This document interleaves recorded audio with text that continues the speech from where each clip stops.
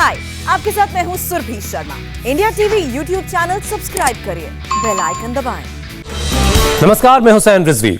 आखिर जिस खबर का हर किसी को बेसब्री से इंतजार था वो खबर आ चुकी है। आज की सबसे बड़ी खबर यह है कि बच्चों की वैक्सीन आ चुकी है। अमेरिका में 12 से 15 साल के बच्चों को वैक्सीन दी जाएगी। अब से करीब 48 घंटे बाद बच्चों का वैक्सीनेशन प्रोग्राम शुरू हो जाएगा। ये वैक्सीन है फाइजर बायोएनटेक की, जिसे लेकर अमेरिका की फूड एंड ड्रग एडमिनिस्ट्रेशन ने बड़ा फैसला लिया है। सबसे बड़ी बात यह है कि फाइजर के मुताबिक बच्चों पर यह वैक्सीन 100% असरदार होगी। 100% असरदार होगी, यह कंपनी का दावा है। लेकिन अब इसे लेकर भारत के लोगों में बहुत तरह के सवाल हैं।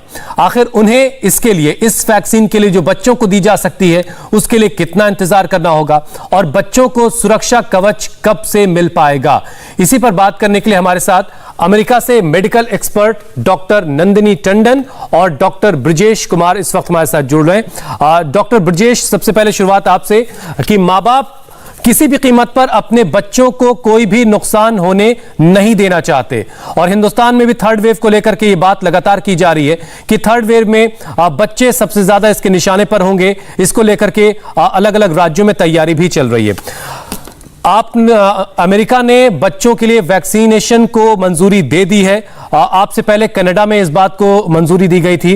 तो इससे पहले तो मुझे जरा यह बताइए कि थर्ड वेव से जब आप जूझ रहे थे तो उस वक्त बच्चों पर आपने किस तरह का इन्फेक्शन का असर देखा, और उससे किस तरीके से उसकी जो रिपोर्ट्स हैं आपके पास वो क्या कहती हैं कि जिसके बाद यह जरूरत महसूस हुई कि बच्चों को वैक्सीनेट किया जाना चाहिए?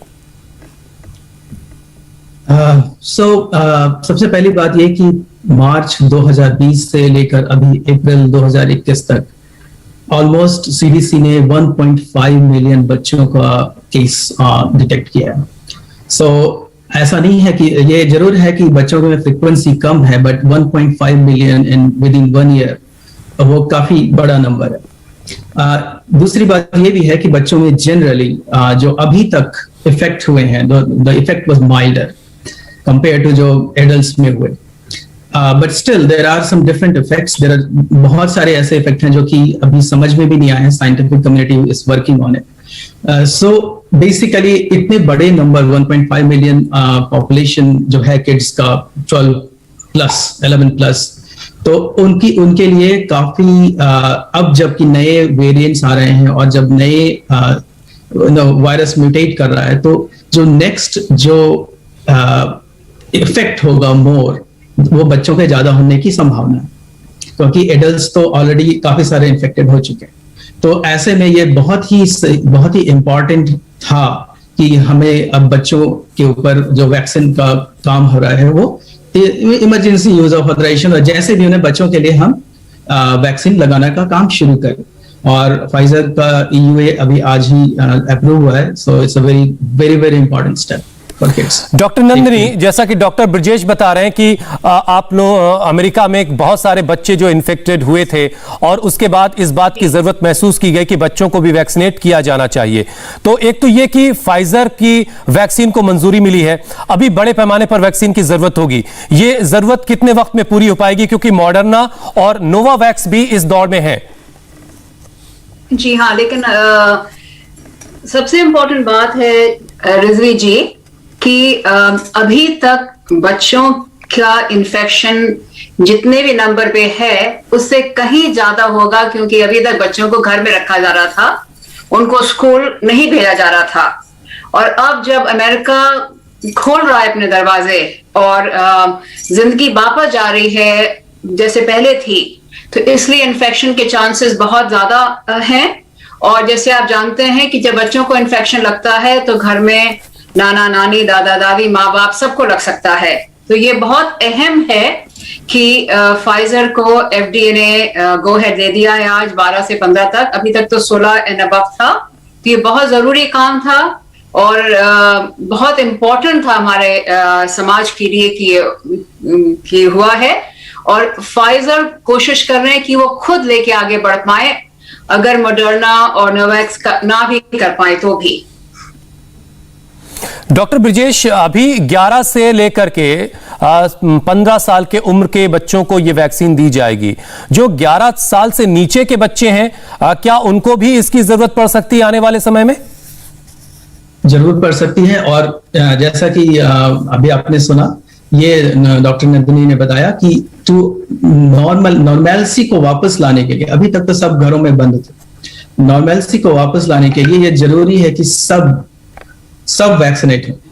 और इसके लिए एक्चुअली फाइजर जो है वो 6 मंथ्स एंड अबव एज से लेकर 11 इयर्स तक के लिए भी जो क्लिनिकल ट्रायल चल रहे हैं, और बहुत जल्दी इसका मुझे होप है कि बहुत जल्दी इसकी मंजूरी मिलेगी। उसके बाद फिर ये हो सकेगा कि एक majority of the population from 6 months above सब वैक्सीनेट हो जाएंगे और लाइफ होपफुली जल्दी नॉर्मलसी पे आएगी। डॉक्टर नंदिनी, इसका मतलब ये हुआ कि पूरी दुनिया में जितने लोग हैं सबको वैक्सीनेट करना ही होगा इस कोरोना के खिलाफ, अगर लड़ाई हमें जीतनी है तो? रिजवी जी, आप बिल्कुल सही कह रहे हैं। इस समय मास्किंग और वैक्सीन, दूरी रखना, अपनी इम्यून सिस्टम को बढ़ाना और सब तरह के प्रिकॉशन लेना, सब तरह के किसी भी कोई ऐसी तरह से कोई काम ना किया जाए, बहुत जरूरी है। लेकिन वैक्सीन एक अहम हमारे पास औजार है जिसको हर सरकार को समाज के लिए इस्तेमाल करना बेहद जरूरी है। और रिजवी जी, 11 नहीं 12 से आगे की उम्र में होगा। डॉक्टर ब्रिजेश, अब जरा मैं हिंदुस्तान के नजरिए से इसमें कुछ चीजें समझना चाहता हूं। हिंदुस्तान की सबसे बड़ी अदालत भी इस बात को लेकर अपनी चिंता जाहिर कर चुकी है। कई राज्य इसको लेकर के अपनी तैयारियां भी शुरू कर चुके हैं, क्योंकि बच्चों के लिहाज से इक्विपमेंट्स की जरूरतें बदल जाती हैं, मास्क का साइज बदल जाएगा, पीडियाट्रिक्स के एतबार से बहुत सारी चीजें बदल जाएंगी, उसको लेकर के बहुत जोर शोर से तैयारी की जा रही है। तो वैक्सीन कि हिंदुस्तान में आपको अभी कितनी जरूरत दिखाई देती है वहां से बैठ करके, और आप वहां से क्या बैठ के हमें सजेस्ट करना चाहेंगे? क्योंकि थर्ड वेव को लेकर के अभी जो सेकेंड वेव से हम जूझ रहे हैं वहीं बहुत ज्यादा हालात हमारे खराब हैं। लगातार केस जो है वो 3 लाख 3.5 लाख से ऊपर आ रहे हैं, मोर्टेलिटी रेट भी काफी ज्यादा हाई है। ऐसे में आप हमें क्या सजेस्ट करना चाहेंगे कि बच्चों पर थर्ड वेव का असर कम से कम हम कर सकें?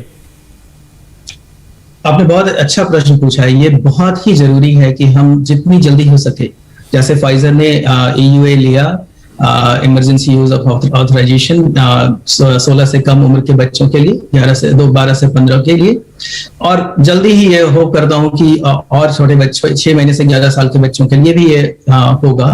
वैसे ही इंडिया में भी मुझे लगता है कि ये जरूरी है कि क्लिनिकल ट्रायल शुरू हो और जल्दी खत्म किए जाएं। जितने भी जल्दी जोर शोर से ये काम किया जा सकता है, पॉसिबल है, वो किया जाए, सो दैट कि ये वैक्सीन जो है बच्चों के लिए अवेलेबल हो। और क्योंकि अभी मैं जैसा कि मैंने बोला, नए नए म्यूटेशंस, नए वेरिएंट्स जो आ रहे हैं, जरूरी ये पॉसिबल है कि जो लोड है अभी तो एडल्ट्स पे ज्यादा है, बट अब नए जो पहले था कि 55 प्लस लोग ज्यादा इन्फेक्टेड हो रहे थे, अभी यू कैन सी कि 40 प्लस लोग भी इन्फेक्ट हो रहे हैं। तो धीरे धीरे ये यंगर पॉपुलेशन में पेनिट्रेट कर रहा है। तो ऐसे में जरूरी है कि बच्चों के लिए वैक्सीन जल्दी से जल्दी बने और तभी वो सेफ्टी, पूरी सोसाइटी की सेफ्टी हो पाएगी। डॉक्टर नंदिनी, आखिर में मैं आपसे चाहूंगा कि जो तमाम माँ बाप इस वक्त देख रहे हैं, माता पिता अपने बच्चों को लेकर सबसे ज्यादा फिक्रमंद होते हैं, हिंदुस्तान से जो लोग आपको देख रहे हैं, उन माता पिताओं के लिए आप क्या कहना चाहेंगे जो अपने बच्चों के लिए बहुत परेशान है, बहुत फिक्रमंद है? जी हाँ, रिजवी जी, जैसे डॉक्टर ब्रिजेश कुमार भी कह रहे हैं, जो सबसे अहम चीज मैं पेरेंट्स से कहना चाहूंगी कि एक काम वे में आप प्रोसीड करिए, क्योंकि आप बहुत ज्यादा क्योटिक वे में अप्रोच करेंगे तो जैसे आप जानते हैं लोग भाग के जाते हैं हॉस्पिटल और वहां पे जाके अक्वायर करके आते हैं, वहां से पिकअप करके आते हैं वायरस को। तो बहुत जरूरी क्या है कि आप बहुत शांति से इस स्थिति को देखें। पहली बात तो बच्चे वैसे भी अनलाइक जो एल्डरली हैं वो इतने वल्नरेबल नहीं होते हैं, बात सही है। डॉक्टर ब्रिजेश कुमार सही कह रहे हैं कि बच्चों में भी इन्फेक्शन होना शुरू हो गया है, लेकिन इमरजेंसी बटन पुश करने की जगह अगर हम लोग बहुत समझ से यहाँ काम करें तो हम बच्चों को सबसे अच्छा सर्व कर पाएंगे। दूसरी बात, हमेशा भारत में आप जानते हैं हमारी दादा दादी नाना नानी हमेशा कहते हैं घर का खाना खाओ, आज बनाओ इसी समय खाओ। बच्चों के लिए बहुत जरूरी है कि उनकी जो इम्यून सिस्टम है वो जो चीजें, जो सिंपल चीजें जो हम लोग करते आ रहे हैं वो भी करें, और किसी हालत भी स्टेरॉइड्स का इस्तेमाल ना किया जाए। आप जानते हैं ब्लैक फंगस हो रही है, किसी भी हालत में ये सोच के कि एक रिएक्शन मोड में कि मैंने किसी से ये सुना है व्हाट्सएप में, मेरे नेबर ने कुछ कहा है, ना करें। डॉक्टर को कंसल्ट करते हुए प्रिकॉशन को ध्यान दें। बिल्कुल डॉक्टर नंदनी, आप जो कह रही हैं कि सुनी सुनाई बातों से बेहतर है कि आप जैसे लोगों की बातों को सुना जाए, और मैं उम्मीद करता हूं कि डॉक्टर ब्रजेश और डॉक्टर नंदनी आपने जो बताया है वो हिंदुस्तान में तमाम जो लोग आपको देख रहे थे उनके काम की बातें थी, उसमें बहुत बहुत शुक्रिया हमारे साथ जोड़ने के लिए। बहुत बहुत धन्यवाद। तो एक तरफ अमेरिका में बच्चों की वैक्सीन आ गई है, तो देश में 18 प्लस और 45 प्लस के वैक्सीनेशन पर जबरदस्त कंफ्यूजन भी है। मुंबई में वैक्सीनेशन प्रोग्राम के दौरान आज भी अफरा तफरी का माहौल दिखा। मुंबई के राजावाड़ी अस्पताल में लंबी लंबी कतारें लगी हैं। लोग सुबह 6 बजे से अपनी बारी का इंतजार कर रहे हैं, लेकिन ऑनलाइन रजिस्ट्रेशन के बावजूद लोगों को वैक्सीन नहीं मिल पा रही है। वैक्सीनेशन सेंटर की इस बद इंतजामी से लोगों में काफी नाराजगी है, गुस्सा है। देखिए मुंबई के राजावाड़ी अस्पताल से इंडिया टीवी संवाददाता राजीव सिंह की यह ग्राउंड रिपोर्ट। मुंबई के राजावाड़ी हॉस्पिटल के वैक्सीनेशन सेंटर पर इस वक्त मौजूद हूँ। यहाँ की तस्वीर आपको दिखाता हूँ। आप देखिए यहाँ पर बड़ी संख्या में लोग जो हैं वो वैक्सीनेशन के लिए पहुँचने लगे हैं सुबह से ही। हाँ, इसमें ज़्यादातर लोग ऐसे हैं जो कि सेकेंड डोज के लिए आए हुए हैं, लेकिन सेकेंड डोज को लेकर बाकायदा हॉस्पिटल प्रशासन की तरफ से यहाँ पर नोटिस लगाया गया है कि सिर्फ उन्हीं लोगों को सेकेंड डोज की वैक्सीन दी जाएगी जिन लोगों को ऑनलाइन अपॉइंटमेंट दिया गया है। सिर्फ रजिस्ट्रेशन के आधार पर सेकेंड डोज यानी कि कोवैक्सीन नहीं दी जाएगी। इस वजह से बहुत ज़्यादा लोगों के साथ दिक्कतें हो रही है। ये बताइए, आप यहाँ पर आए कितने बजे आए, क्या परेशानी हो रही है? मैं आज 6 बजे से इधर ही है, कल भी आया था मैं। कल मेरे को ये लोग बोला मेरा जो फर्स्ट डोज से लेके आज 55 दिन हो गया, 56 दिन हो गया। तो कल भी आया तो मैडम, वो जो हवलदार मैडम ने बताया ऐसा रजिस्टर करना पड़ेगा। पहले भी रजिस्टर करके लिया था। तो आप तो से अपॉइंटमेंट के आधार पे दे रहे हैं, तो आप लोगों को दिक्कत हो रही है, अपॉइंटमेंट नहीं मिल रहा है? नहीं, देखिए कल रात को हमने ये जो रजिस्टर किया, रजिस्टर का जो मैसेज आया ना, यही मैसेज आया रजिस्टर का। बाद में तो अपॉइंटमेंट के लिए बहुत हम लोग ट्राई किया, रात भर ट्राई किया, नहीं मिला। ऑनलाइन पोर्टल पे दिखा रहा है कि यहाँ पे वैक्सीन आएगा, पर यहाँ के किसी अधिकारी को या किसी को कुछ आइडिया नहीं है कि कब तक वैक्सीन आएगा, कभी अनाउंसमेंट होगा। इतनी पब्लिक लगी हुई है सुबह 6 बजे से लाइन में। आज अगर इतना महामारी है कोरोना का और अगर इतनी पब्लिक रुकी हुई है तो इसमें भी फैलने का डर है। मेरा एक ही रिक्वेस्ट है गवर्नमेंट को, वैक्सीन मत दो, इंफॉर्मेशन तो दो प्रॉपरली, और अगर अनाउंसमेंट नहीं करते हो तो कहीं पे लिख के रखो। इतने लोग यहाँ पे सुबह से खड़े हैं, कोवैक्सीन का सेकेंड डोज का अनाउंसमेंट किया है ट्विटर पे, लेकिन यहाँ पे ना तो कोई टोकन दे रहा है ना कोई इन्फॉर्मेशन दे रहा है। बिल्कुल सही तरीके से लोगों को जानकारी नहीं दी जा रही। आप लोगों को भी दिक्कतें हो रही है? कितने बजे से आए? अभी हम लोग 6 बजे आया, इतना लंबा से आया, 6 बजे आया, लेकिन हमको मोबाइल नहीं चलाने का आता है। मोबाइल नहीं चलाने का, नहीं तो लैपटॉप नहीं चलाने का आता। तो हम लोग कैसा आएगा? हम लोग पहला जो पर्ची दिया वो लेके हम लोग आके बैठे इधर।